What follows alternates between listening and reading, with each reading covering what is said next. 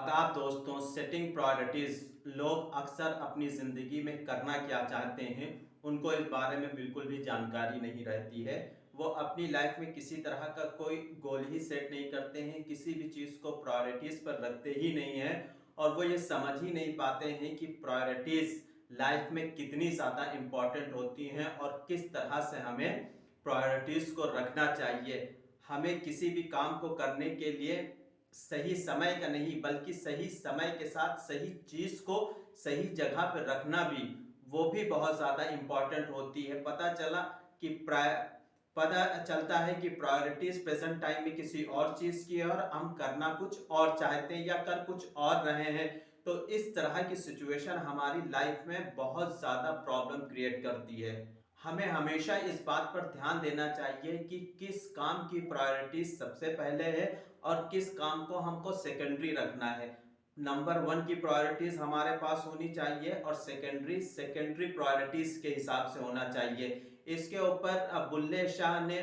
जो सूफी हैं, बहुत बड़े सूफी हैं, आप लोग सभी जानते होंगे और ज़्यादातर दुनिया में उनको बहुत से लोग सुनते चले आ रहे हैं और लोग उनके कोटेशंस को जानते हैं, समझते हैं और पढ़ते हैं। तो उनका एक बहुत अच्छा कोटेशन है जिसमें उन्होंने कहा है, रांझना हो न कोई और, एक्सेट्रा एक्सेट्रा, ये पूरी एक कोटेशन है। तो इसमें वो क्या बताना चाहते हैं कि हम असल में जिस चीज के पीछे पड़े थे या हमारा दिल जिस चीज में लगा हुआ था, असल में तो वो मेरा रांझा है ही नहीं, रांझा तो कोई और है, लेकिन हम प्रायोरिटीज कहीं और सेट कर रहे थे। सीधी सी बात यहाँ को लेकर चलते हैं तो हम बहुत सीधे से ये देख पाते हैं कि जो यहाँ पर ये मतलब बताया गया, इसका मतलब यही है कि हम उसी चीज को के पीछे भागना, हम उस चीज के पीछे भागते रहते हैं जो चीज हमारे लिए इस वक्त इम्पोर्टेंट नहीं है, और हम उस चीज के पीछे नहीं भागते हैं जो हमारे लिए प्रेजेंट टाइम में बहुत ज़्यादा इम्पॉर्टेंट है। तो ये एक बहुत बड़ा इशू होता है हर एक इंसान की लाइफ में कि वो प्रेजेंट सिनेरियो को समझकर, प्रेजेंट प्रॉब्लम को समझकर या प्रेजेंट टाइम को समझकर उसके हिसाब से प्रायोरिटीज नहीं बनाता है और प्रायोरिटीज किसी और चीज के लिए कभी और बना देता है। उसको जाना ईस्ट है बनाता है वेस्ट का, जाना नॉर्थ है बनाता है ईस्ट का, तो कहीं पर भी जा रहा होता है, उसको कुछ पता ही नहीं चलता है कि उसको जाना कहाँ है और क्या उसकी लाइफ की अगर बुल्ले शाह का ये कोटेशन अगर आप लोग अपनी लाइफ में रिलेट करें या हम अपनी लाइफ में रिलेट करें तो इसमें बहुत सीधी सी एक बात ये समझ में आती है कि एक इंसान को हर चीज को प्रायोरिटीज पर रखना चाहिए, कब क्या करना है और क्यों करना है। अगर प्रायोरिटीज हमारी बहुत ज्यादा सही हैं और सटीक हैं तो वो चीज हमें आगे बढ़ने में बहुत ज्यादा हेल्प करती है और बहुत ज्यादा काम आती है। मतलब सीधा सा यहाँ पर यह है कि हम उस टाइम पर दिल लगा बैठते हैं जिस टाइम पर वो हमारी प्रायोरिटीज है ही नहीं। प्रायोरिटीज हमारी उस टाइम पर कुछ और है और हम दिल किसी और चीज पर लगाए हुए होते हैं। तो इस तरह की प्रायोरिटीज नहीं बनानी चाहिए। ये लगते हैं जिन चीजों की अभी टॉप प्रायोरिटीज में वो आती ही नहीं है और उन चीजों को टॉप प्रायोरिटीज में रखते हैं जो चीजें बात की हैं और जो बात की प्रायोरिटीज है वो अभी हम लेकर चलते हैं। यानी कि कभी कभी ऐसा भी होता है कि हम किसी कुछ चीजों को लेकर बहुत ज्यादा ओवर थिंकिंग हो जाते हैं कि फ्यूचर में ऐसा होगा, तो उसकी प्रायोरिटीज अभी कर लेते हैं और जो अभी की प्रायोरिटीज है उस प्रायोरिटीज को हम छोड़ते चले जाते हैं और उस प्रायोरिटीज को हमें लगता है कि जब हम फ्यूचर की प्रायोरिटीज को अभी पूरा कर लेंगे तो शायद अभी जो प्रायोरिटीज है वो प्रायोरिटीज नहीं रहेगी, जबकि ऐसा नहीं होता है। इसका एक एग्जांपल हम उस छोटे से 4 साल के बच्चे से ले सकते हैं या बच्ची से ले सकते हैं जिसकी प्रायोरिटीज 4 साल की एज में क्या है, खिलौनों के साथ खेलना, मस्ती करना, घूमना फिरना। मतलब घूमने फिरने का सेंस मतलब कि अपनी जगह पे घर में या बाहर कहीं टहलते रहना, मतलब इंजॉय करते रहना हर एक मोमेंट को। और उसकी प्रायोरिटीज क्या है, उसने जो भी देखा उसको सुपरमैन बनना है, उसे डॉक्टर बनना है, उसे इंजीनियर बनना है, उसे हीरो बनना है, उसे पता नहीं क्या क्या चीजें और बननी है। ठीक है, ये उसकी प्रायोरिटीज में, हालांकि ये प्रायोरिटीज नहीं बल्कि उसकी प्रायोरिटीज यहाँ पर क्या है कि उसको खेलना है। बच्ची है तो उसको गुड़िया के साथ खेलना है, ठीक है, एक दूसरे के साथ इंजॉय करना है, उसको कभी सुलाना है, कभी उठाना है, कभी कुछ करना है। तो यहाँ पर बच्चे की प्रायोरिटीज क्या है कि लाइफ को उस एज में एंजॉय करना। अगर उसी चीज को हम ये मान के चले कि 4 साल की एज में एक बच्चा 16 साल की एज के हिसाब से बातें करने लगे, उसको लगे कि अच्छा हाँ,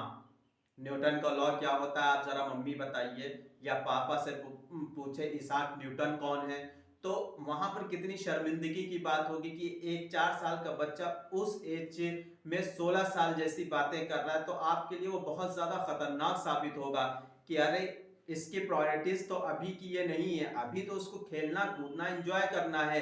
वो क्यों 16 साल के बच्चों की तरह से न्यूटन लॉ पूछ रहा है, वो क्यों बड़े बच्चों की तरह से इसाक न्यूटन कौन है उसके बारे में पूछ रहा है, उसको रिलेटिव थ्योरी ऑफ रिलेटिविटी से उससे क्या मतलब है, उसको तो अभी एंजॉय करना चाहिए, वो इस तरह की बड़ी बड़ी बातें क्यों कर रहा है। तो हो सकता है कि आप में से बहुत से लोग डर जाएं और किसी बाबा के पास चले जाएं, कहें देखिए इसके ऊपर चुड़ैल भूत या कुछ ऐसी चीजें तो नहीं आ गई हैं जो मेरे बच्चे को अपने कब्जे में ले रही। ये एक हो सकता है सिनेरियो, आप लोग इस तरह से चलें क्योंकि वो प्रायोरिटीज में उसकी नहीं थी। इसी तरह से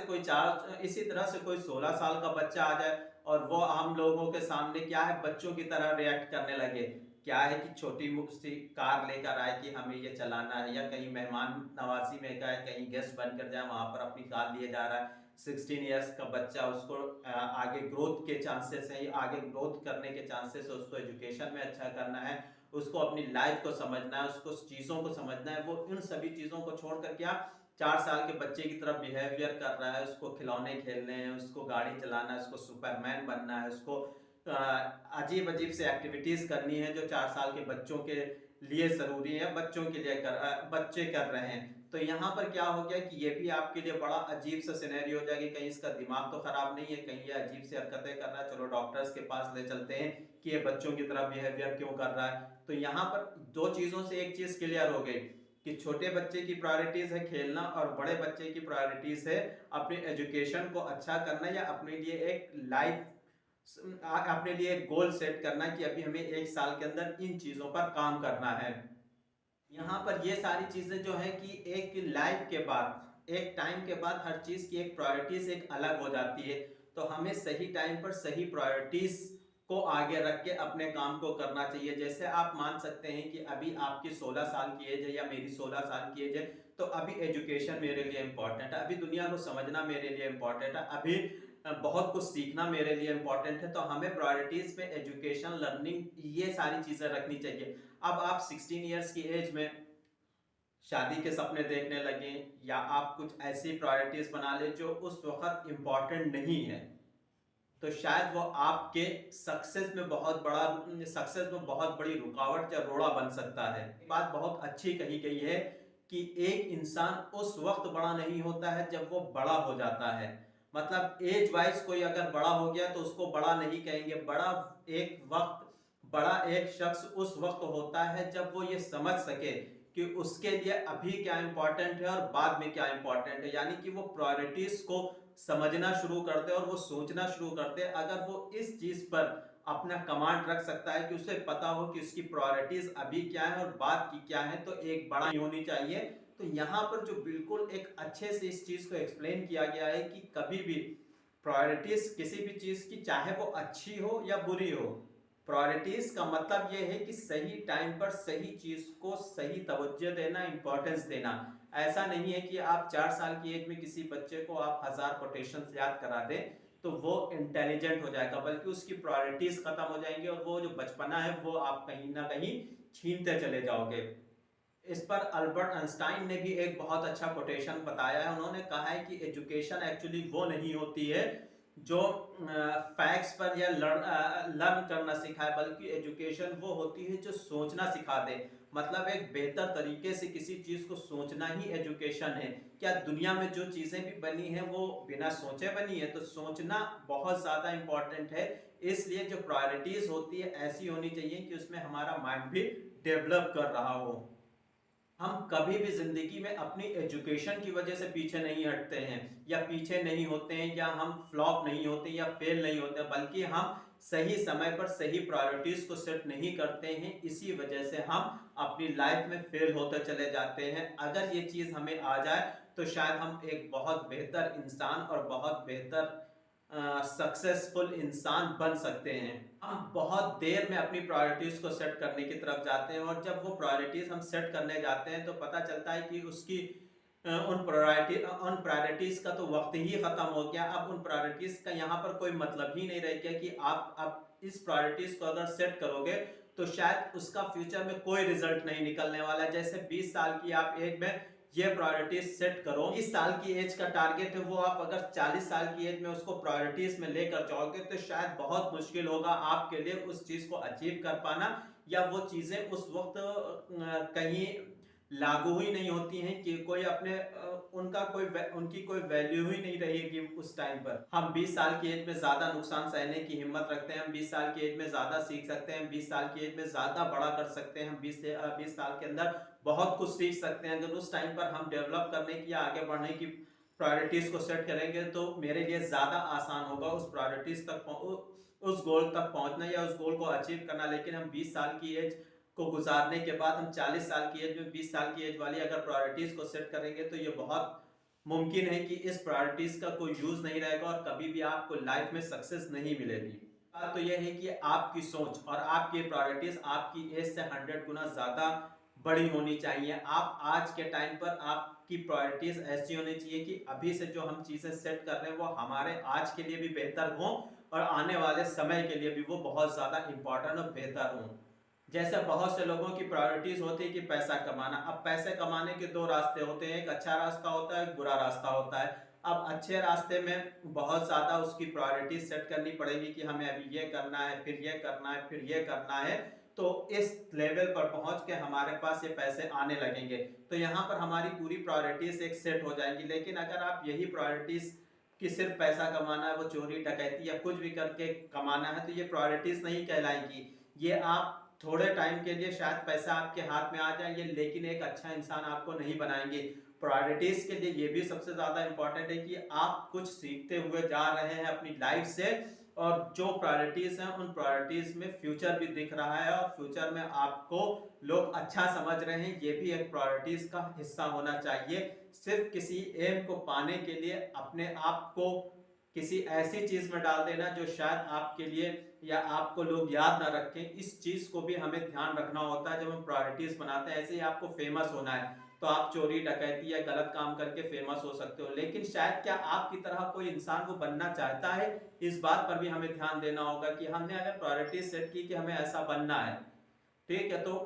आप कुछ काम ऐसे करिए कि आपकी तरह लोग बनना चाहें। आप ऐसा ना कुछ करें कि लोग जाने तो जरूर आपको कि ये एक इंसान, लेकिन उसकी तरह कोई बनना नहीं चाहे। तो इस चीज को भी हमें बहुत ज्यादा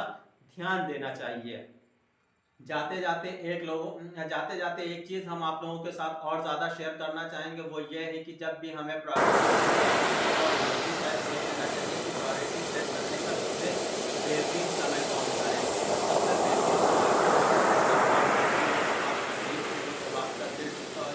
सबसे परेशान हो, जब आपके अंदर टाइम पर आपको प्रायोरिटी सेट करनी चाहिए। ये बहुत सही टाइम होता है प्रायोरिटी सेट करने का। ऐसे टाइम पर ज़्यादातर इंसानों ने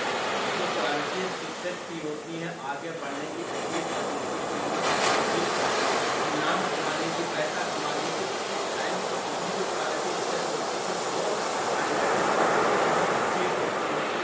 टाइम पर जो इंसान के अंदर आग होती है वो आग दुनिया को जलाने के लिए काफ़ी होती है, और एक ऐसा इंसान बनकर आता है कि जिसको छू लेने मात्र से सामने वाला इंसान बन जाता है। तो प्रायोरिटीज हमेशा ऐसे टाइम पर सेट करें, और वो सेट ऐसी होनी चाहिए। नॉर्मली ऐसा ही होता है कि जब हम इस टाइम पर प्रायोरिटीज को सेट करते हैं तो उस टाइम की जो प्रायोरिटीज होती है वो बहुत ज़्यादा इंसान उन प्रायोरिटीज को अचीव भी करता है। तो